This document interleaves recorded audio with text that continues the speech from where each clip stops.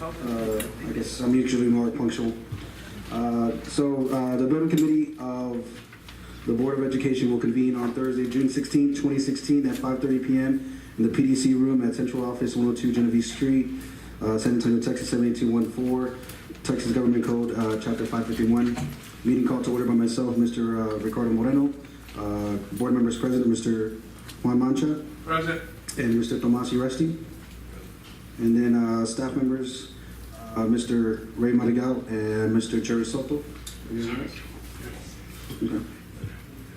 All right, moving on to item number 2, citizens to be heard, 15-minute time limit total, 3-minute maximum per speaker. Citizens are offered an opportunity to address the board without prior approval. The board, however, will not comment or engage in discussion. Presentation shall be informative only. No board action will be taken. The topics addressed shall be limited to those specifically included on the committee's agenda. Presentation shall not include statements which may be considered defamatory, inflammatory, and/or threatening against a person or the district. And speakers shall not mention students' names unless naming your own child, nor address a complaint against a district employee or officer.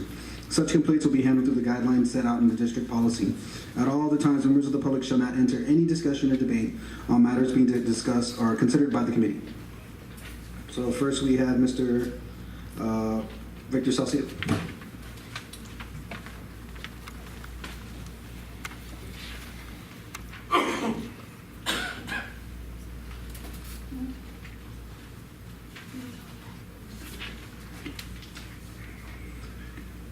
Good evening. I'm just doing my concern just to make sure that these schools, go on schedule. That's I guess our main thing. Let's move on with these projects already, and hopefully everything has gotten squared away, straightened out, everything done what needs to get done, and these schools just move forward, because the longer we wait, the longer the kids wait. And if we could start it when we want it to go, that way the kids is only going to be 1 year instead of, having the kids 2 years. I'm not saying it's going to take that long, but as far as because I know there's already parents out there complaining that, their kids are going to have to be moved from that school, going to another school. So let's just have it as quick as possible. And I know it's going to get done, but let's just have it done already. Thank you. Yes, sir.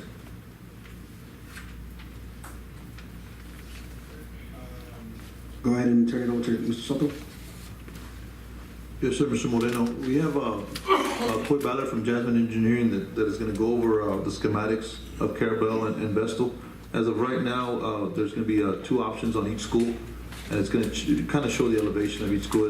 That's the handout you have, and they'll present it right now on the projector screen.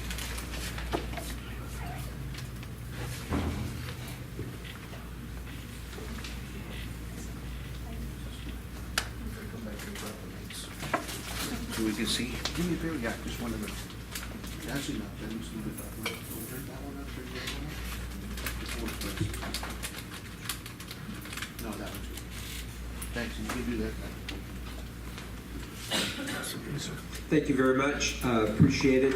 We have several people here tonight. We have, of course, Jasmine is here, Brian Butler from our office, Mendez from our office. We also have representatives from RVK, Heath Winnick, and also Mr. Kenneth Zuschlag is in the audience as well.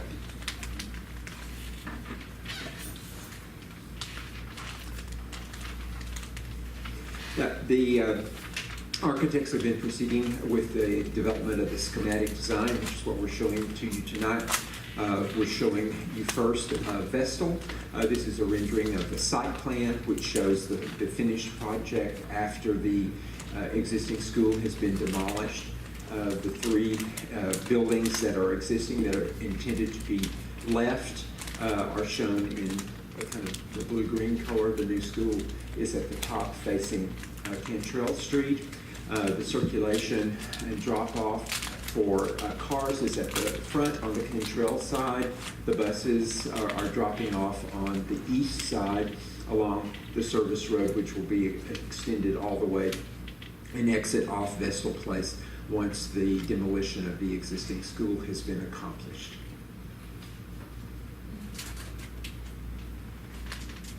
There's some conceptual perspectives here of what the building might look like.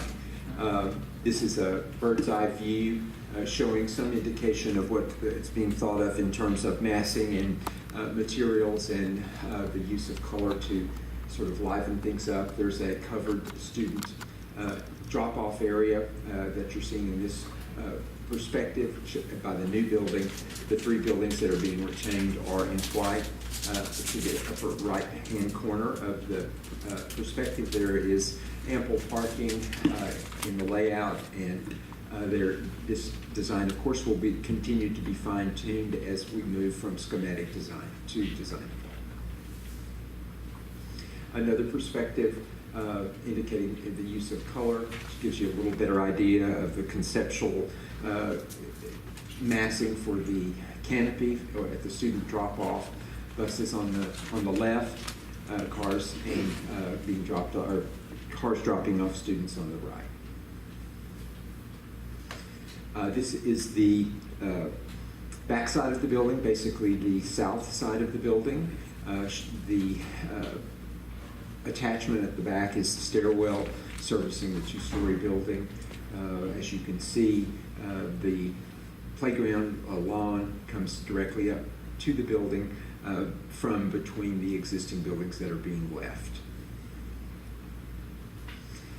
This is another view. It shows, again, the canopy. It shows some architectural features that the architect is looking at this time that would both be for aesthetics and also for screening purposes to separate the bus drop-off area from the service bays that service the kitchen and the gymnasium area. Can you have him pointed out to the board members, the actual wall, because it's going to be different in the other rendering? Sure. Go ahead. Mr. Chair, the other thing I'd like to ask at the same time, so you can answer to another question I have. Now, my understanding, and correct me if I'm wrong, but these are 100% masonry facilities. Yes. On the rendering I see here, on the schematic design, 100% masonry. Kind of very much similar to our current health science technology buildings, like for example, Harno High School and the one in McCullough. Did I see brick? Oh, this is stucco and. No, the early colleges. No, not the early college.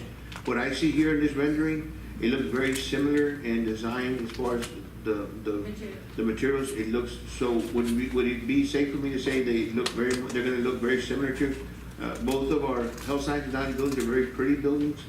The color scheme, the brick, and I see these very similar to those, but it's 100%, again, brick masonry all the way around, That's my. top and bottom. Okay. So, these sections here, the light color and the dark color, definitely masonry. If we're gonna do these in masonry, it'd be a kind of like a colored masonry. You know, there's different options of that, whether it's just kind of colored in the clay body or some kind of glazed base. But if we can do it in 100% masonry. But you may want to mention to Mr. Madrigal's question that the top part is not masonry. Yeah, the top part, I understand. The last, I'm talking about the first level, the second level, basically from the grade up to where the roof, to there. And then of course, there's some panels and design very similar like we have at the front of Harno High School. It kind of helps cover, and we have in the hillside, where it kind of helps cover some of the mechanical systems, some kind of just add so you just can't see off the street, the roof, any rooftop units, things like that. That's what I see, but I just want to make sure that I'm correct. That's I correct. think a part of the equation was the semantic that you're absolutely correct. From here to here, this masonry is like technology building. The parapet right here is for aesthetics. It's not to cover mechanical, because our mechanicals is on the And ground. okay, this one is, there's none of the No, rooftop. the only thing That- by code we and- have is the vents that have to go through the roof. But And other than that, I don't. and thank you, RBK and Jasmine, for that kind of design. Anytime in my experiences, the less penetration you have in any rooftop, the more likely chance you're gonna have of any type of leaks and things like that. And so thank you for, because I know in our current experience from our band halls and piazzas that we did here a few years ago, everything You know, we have the central mechanical system that feeds the bulbs, and that's very simple. But Thank you. the only thing I wanna clarify Mhm.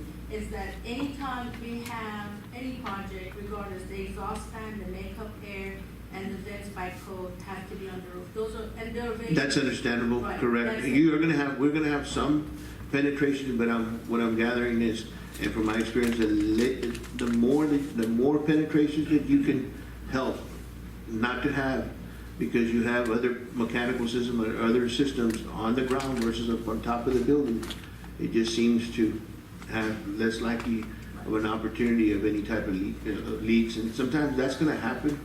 But again, I've always liked roof designs and things that have very little penetrations or the minimal to meet code and inspections and so forth. Thank you. Thank you. So, real quick, to answer Mr. Soto's question, is this portion of the wall here is used as a screening wall, loading dock kind of service area for the kitchen and mechanical yard back in here. And with this section being the bus drop off, we wanted to create a little bit of a visual separation so that those activities would be separate from where the buses are dropping off. And also the covered area, just so they can see the difference that is gonna come up next, there's different. You say with the, Yeah, that's that what I covered? think. Yes, sir, yeah, those are all kind of different policies. One other comment that I'd like to make, and of course, I've been privy already to these reports and these designs that have been given to staff prior to today's meeting, but I do want to thank the team, the design team, and RVK and so forth for, again, one of the things we wanted to make sure that we, what came out of this, that we had enough windows and lighting upstairs, like we do at our health science technology building at Harlan High School, where we have a 2-story building, but we have just as many windows upstairs as we do downstairs, and I can see this in this design where there's quite a bit of lighting upstairs. Thank you. They are, okay, well, let me just basically make sure that since that came out, we will say for everyone's information. During the programming, we did ask RVK and received an email that at that time, when they looked at so many options and back and forth, that there would be, at the worst case, 12 to 18 interior classroom.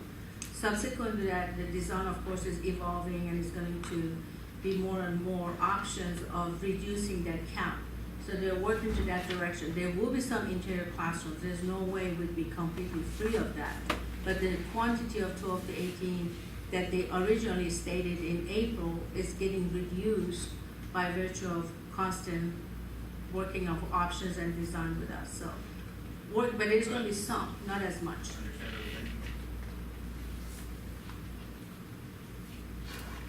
This brings us to Vestal. Again, this is an aerial photo that we saw a little bit earlier. Well, hold on, what, that, no, that's a different. Yeah, it's a different scheme. I was going to ask Heath if he would please comment on that. Okay, yeah, so we're going to cycle through the exact same viewpoints that we saw in the first one, but this is a different scheme. As Mr. Soto mentioned, that, one of the things different is the canopies for both the parent drop-off and the bus drop-off. And then looking at, different colored bricks, different banding, and then maybe a little bit different use of color along the Mr. Chair, So basically, right now, if I was there at that location, I'd be on Cantrell facing the building. If I'm in the street looking at it, that's our new Vestal Elementary from Cantrell. Yes, sir, yeah. And of course, Vestal, the street Vestal is actually on the top of the screen, and now I'm on Cantrell as I'm looking at the screen. That's correct. Thank you. The other kind of main part to point out is on the first option, there was a bump out in this section here, which is potentially for another service stair. In this scheme, we flushed that across. And so those are kind of like the three main differences between these schemes. Mr. Chair, if it helps, you guys are comparing page 2 to page 6. That's basically what the elevation you're comparing. Thank you. Mr. Chair, on those canopies, what are they made out of? These are stainless steel metal roof. Okay, we're gonna have a pitching problem, are we? No? Mr. Chair, Mr. Chair, what I wanted to share with Mr. At that time, yeah, we did it a little bit, RVK did. Originally, when we got through with the architects today have gotten much better and creative. Now Yeah, that's as they're what building them now, directing at. they're putting these special nettings and so forth and stuff. And that we, for example, we don't have anywhere the amount of bird issues in our band halls and field houses at both high schools like we did at some other areas of the schools where we've designed it. They've gotten better with these different materials and nettings and so forth. That's when they put them in, they went ahead and are more aware of it. So they're coming up with schemes that take care of the matter before they create, because they seem to be a pest, and once they get there, they just don't want to go away for a while. And that was one of my biggest concerns, that if we were gonna put any kind of netting on there. So, no, It was it's a okay. misunderstanding. Yeah, but Mr. Mancha, but I guarantee you, Mr. Soto will take care of it and make sure when we get to the final finish work that some of those are taken care of, because again, if not, I can tell you it's an issue. As a prior assistant superintendent for operations, I hated to deal with it, and I'm sure I'm gonna tell Mr. Soto from my experiences, take care of it now, and that's gonna take a lot of your time. Cause it is a big eyesore. I mean, you go in there, the school looks so beautiful, and then as soon as you get to that sidewalk, you look down and it's like, Correct, and Everywhere sometimes it can cause some sanitation issues and things like that, but I can promise you, we will address it in these brand new, beautiful new elementaries, but thank you again for sharing that concern. I think what we basically asked when we were meeting with Mr. Soto from RVK is to get as many options as possible within the short period of time since they've been hired in mid-May.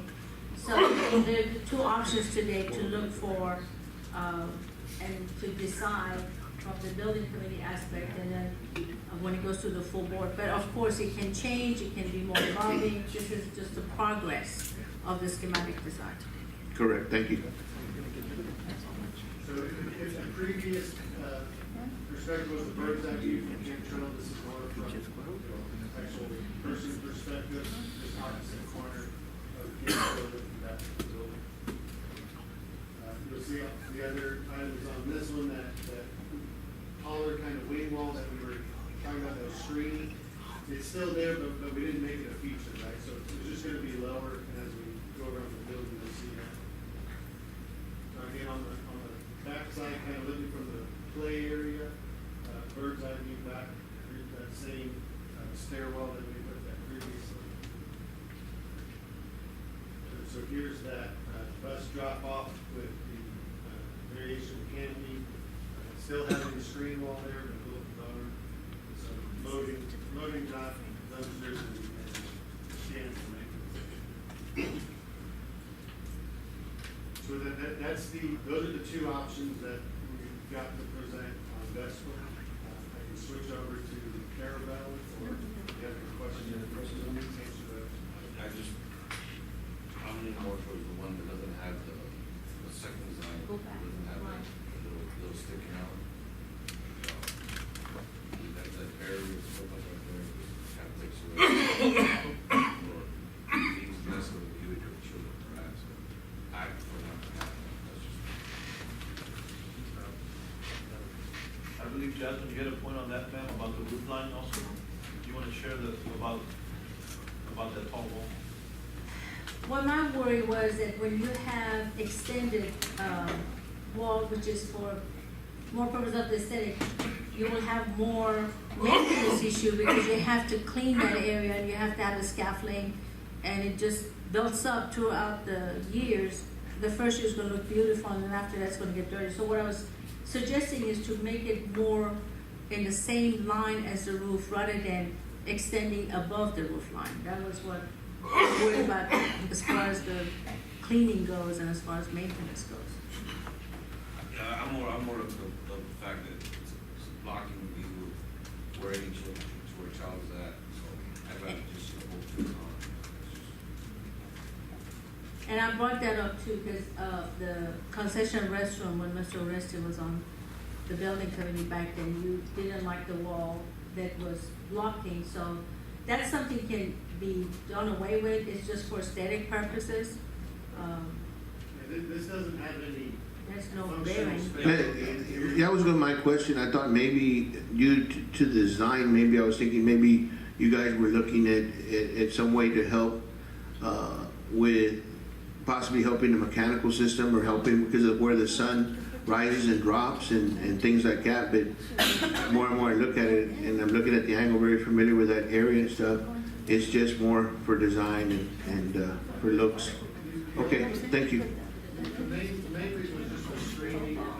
We had a meeting Monday with Mr. Marcus, with food service and that.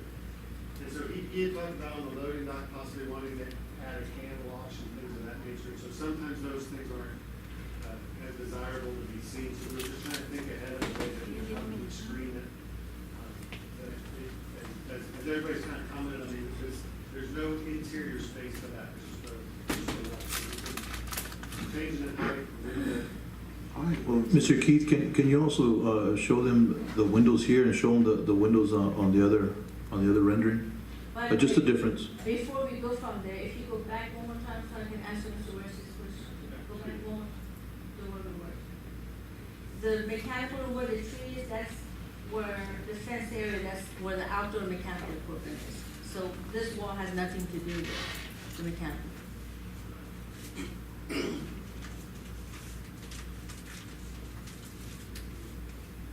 So just, I use this as a view, but in general, we kind of try to be a little playful with our window openings. We've got some kind of more of your typical square openings on the corners, and then through the center section, we've got something a little bit more playful.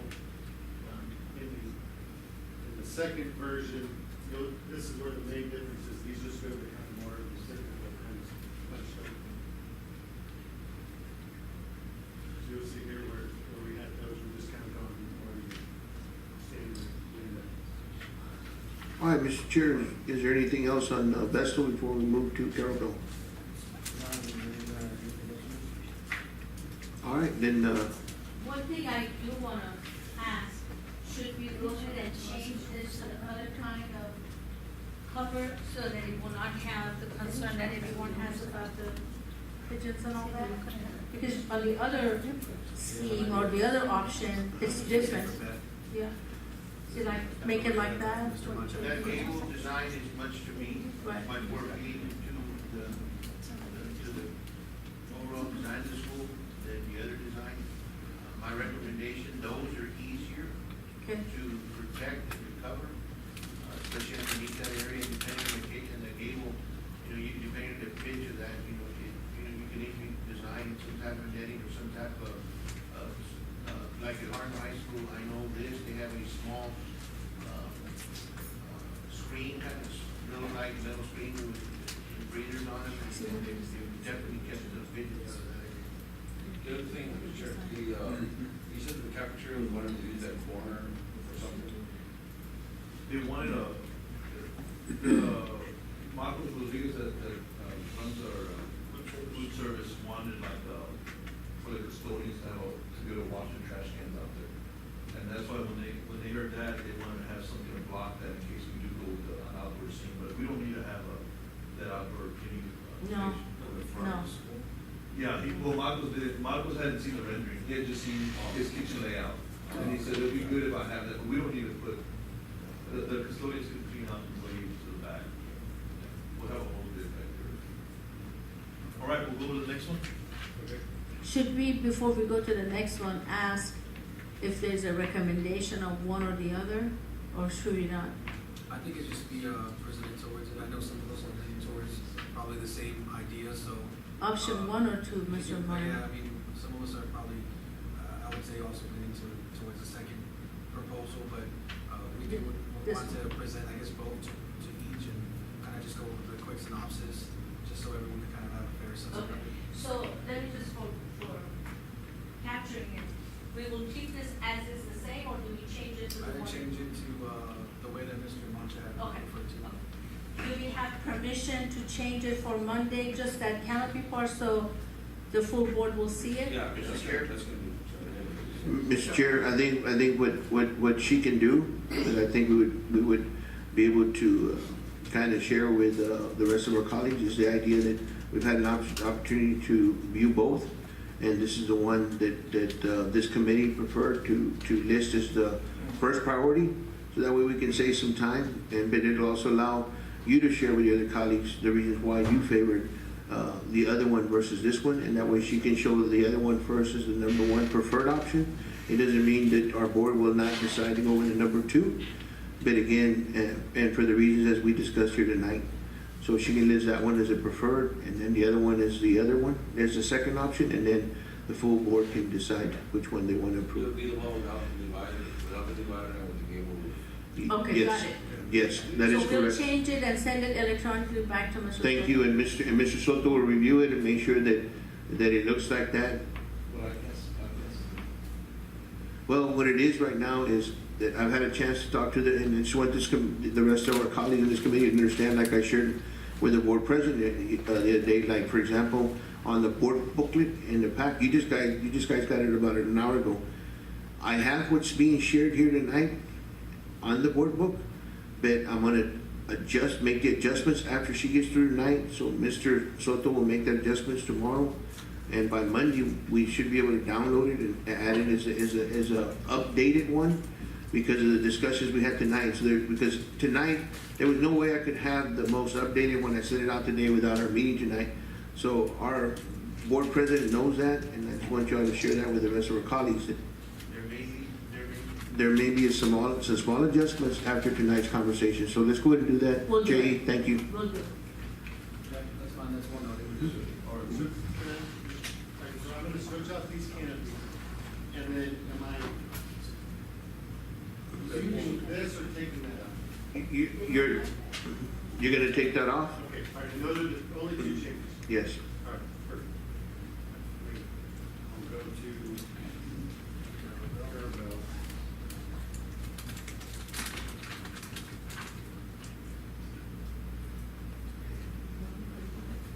Okay, here we are at Carol Bell.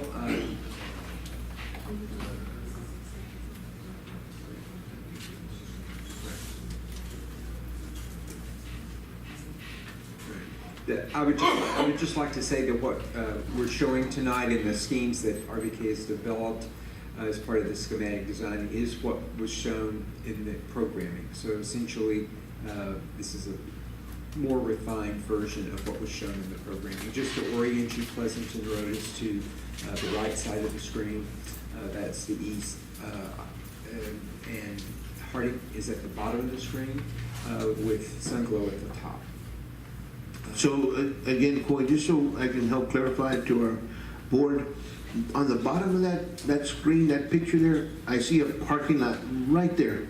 That's the current parking lot that exists there. So if I would be looking at it, if I'm standing in front of that parking lot facing the school, I'd be on Harding in that teacher parking lot right now that currently exists, looking at the campus. That's correct. Okay? So again, on the right-hand side of the screen, that is basically Pleasanton Road. Yes, sir. The side on the top is the area right across from B&B Smokehouse, the barbecue place. And the area on the left is the west side of the campus. Right. That's all. Yes, okay, thank you.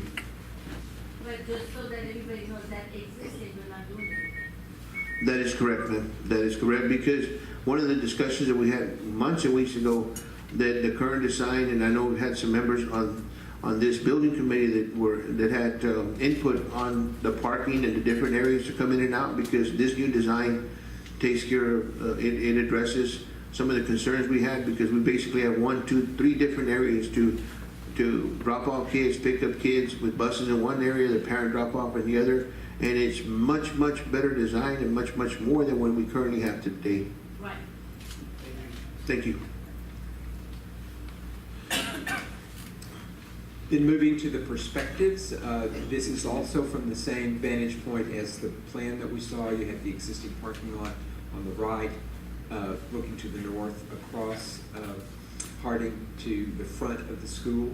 There's, again, covered drop-off area for the students where cars would unload. The buses are at the rear of the building. And of course, the new parking areas and play areas have been called out as we were looking at the site plan. Heath, any particular comments you would like to make? drop off here, when we get to the back, we'll see the bus drop. This is also Scheme 1, showing from a ground level view what you would be seeing at the front of the school. This is the rear where the buses would be unloading. There is again a covered offloading area adjacent immediately to where the buses would be parking. And this is another view of that same side of the building, showing the stair hall. You also get a good view from this perspective on the far side, the colorful screening mechanisms that they're suggesting, again, to reflect the orientation of the building and the sun angles, and to keep that side of the building a little cooler. This is the front, showing where the student drop-off is. In Scheme 2, you would compare this slide number 6 to slide, I believe it's number 4, if I'm correct in my numbers. 2, sorry. Heath, any comments that you'd like to make? This would probably look more symmetrical along the front, being flanked, by the masonry corners. Centering up the canopies here. We relocated the building signage from actually on the wall to being attached to the canopy. You can see a little bit clearer.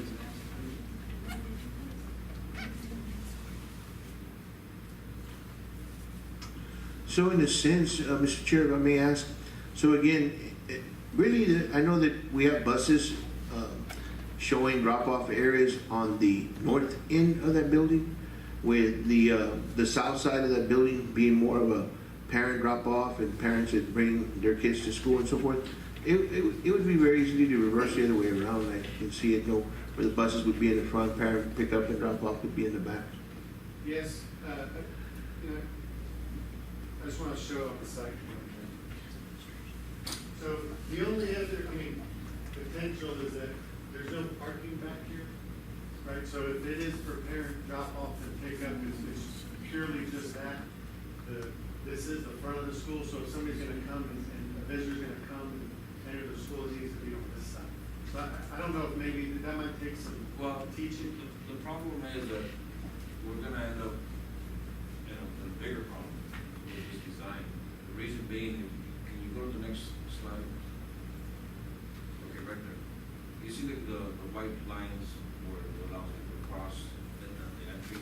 Bottom Yeah, right there. corner of the screen. Right there, and then right next to it, you have the other crosswalk. Well, you have traffic coming south on the right side, on the right side. Traffic coming down Pleasanton. On Pleasanton Road. Which turns to the right, and you're gonna have cars coming out and cars going in. So you're gonna have 3 flows of traffic coming together at the line, plus people trying to cross the street, or people trying to cross the block. It doesn't work now, and putting that there is gonna make it worse. And the reason I say this is that,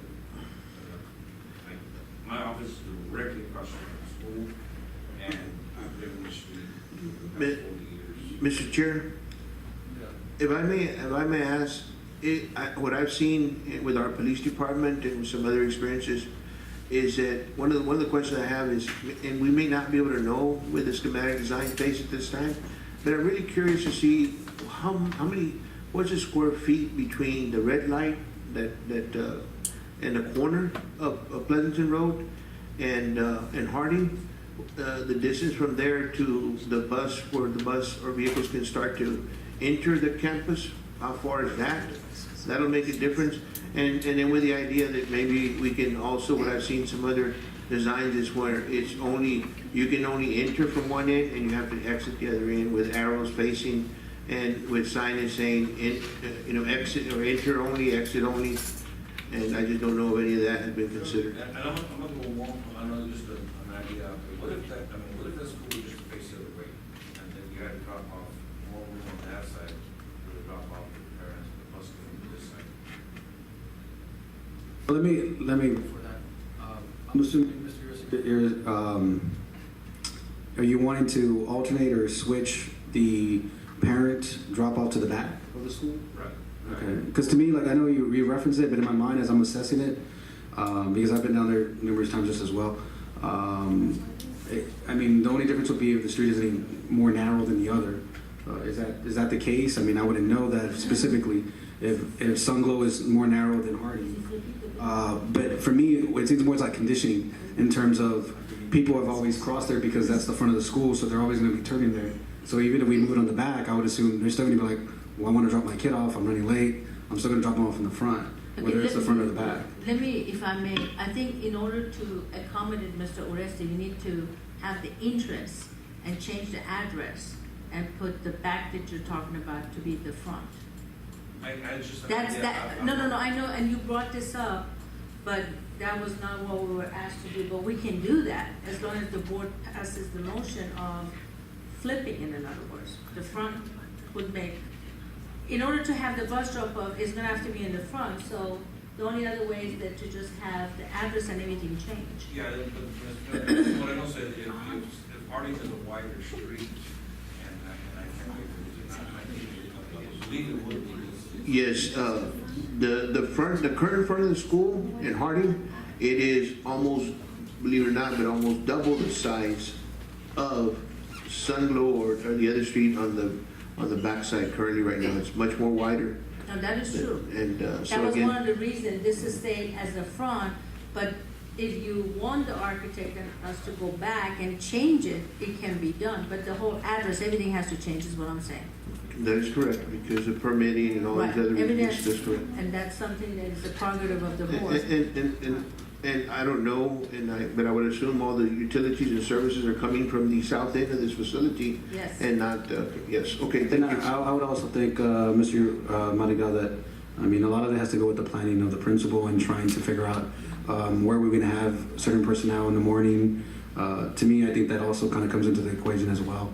So I don't think necessarily just moving it to one side to the other is going to like pretty much solve the situation if it's a problem. But to me, it's more being more vigilant in terms of our, the safety of our kids in the morning, whether it be with our personnel or additional, personnel there, whether we have HISD, PD out there, or something to that effect. What you're gonna have is, okay, so if you go back to that slide again, where you're looking at, not only are you gonna have cars entering and actually along the sidewalk, you're gonna have cars parking on the street.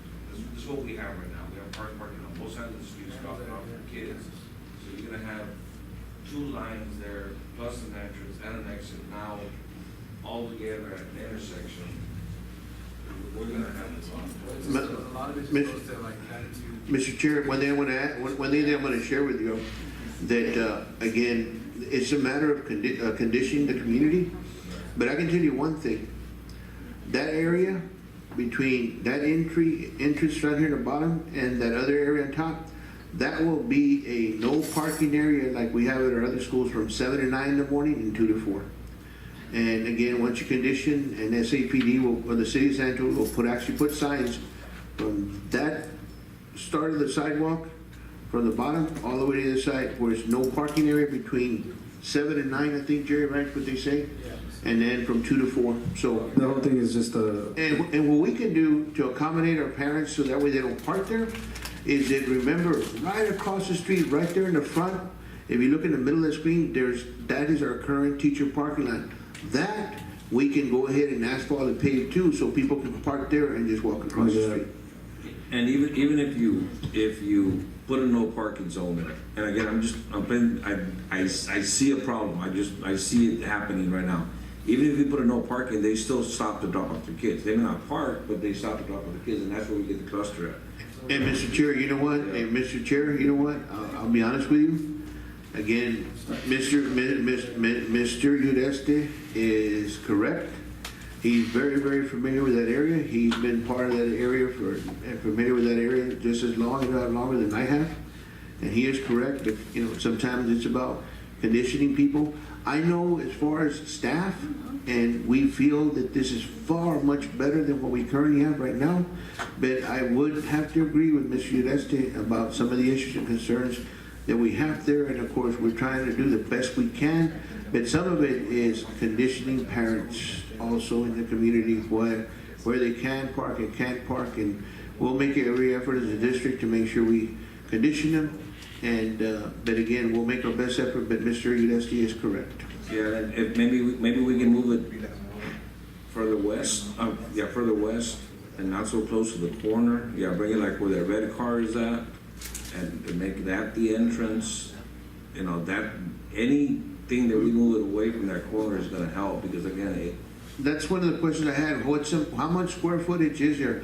Because we could always make the entry parallel with where the sidewalk begins, kind of, and make it parallel with that, so it looks kind of, yes, down here. We'll go a little further.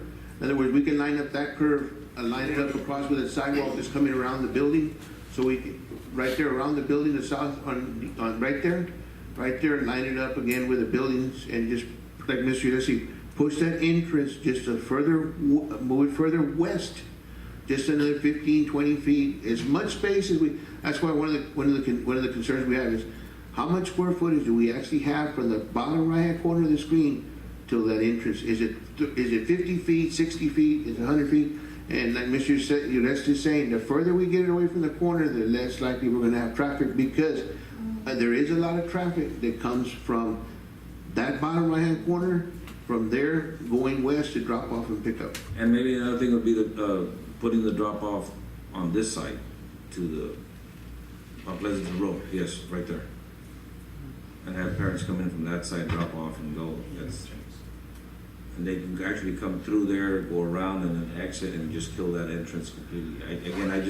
You gotta go there in the morning and see what I'm talking about. I mean, but it is too late now. And you know what? We still can do that.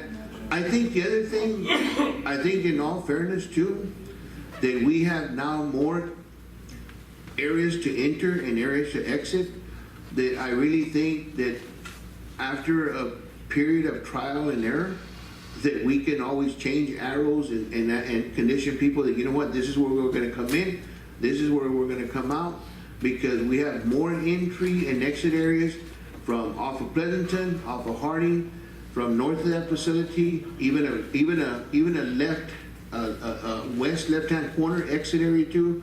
That's far more than what we have today, that we can always come back and maybe start with pointing arrows at this where we enter, this where we exit, and later on we find out, you know what, oh, it works better if we turn this around. This is the entry and this is the exit. And once you condition parents and they know, and sometimes it takes at least 21 days to condition someone, but after that, then they understand, with the help of our police department and staff and stuff, and communicating with the parents, the PTA, the organization, sending information home to let them know this is for the student safety and the best interest of their kids. I think we can make it work, because it's much more, again, there's much more entries and exits than we currently have right now. All right, thank you, gentlemen. We have Mr. Mancha. Oh, go ahead. Mr. Chair, just to give you a quick reminder, at Adams, we had the same problem.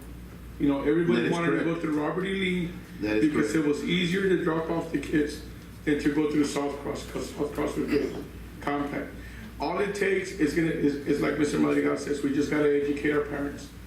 When Adams first reopened again, we actually had to go out there, and I was PTA president at the time. We had to go out there and put cones, so they wouldn't park there.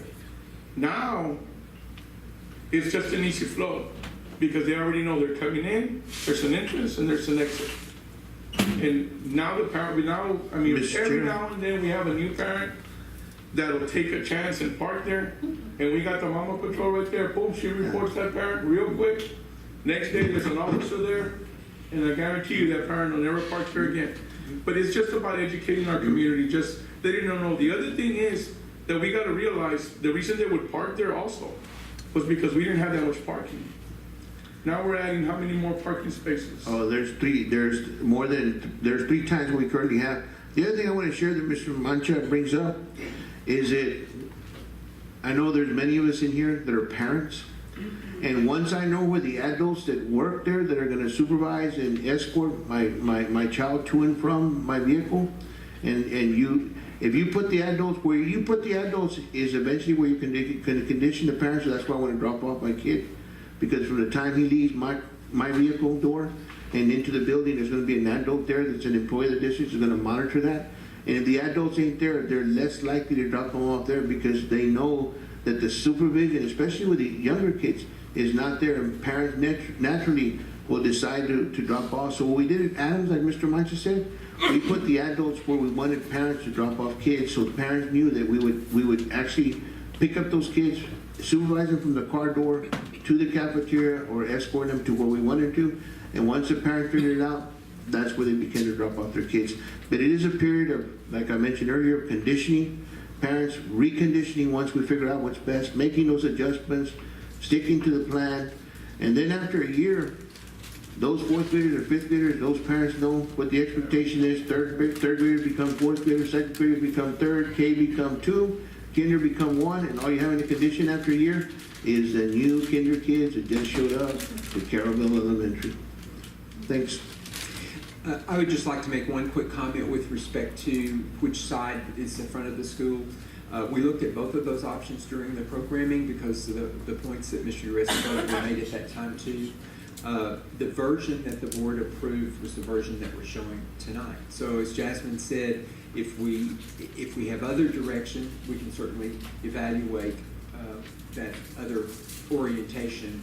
It would just be telling us to do that. So. Thank you, sir. We can, now, Mr. Chair, now unless there's any other questions, we can move on to the next rendering or the next slides of the Carol Bell Elementary.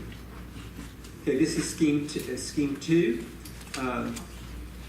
Actually, option 2. It's called scheme 2, but it's option 2. A little bit of different fenestration and the way the exterior skin of the building is treated. The orientation of the building in terms of drop-off and pickup is the same. The other thing showing in that perspective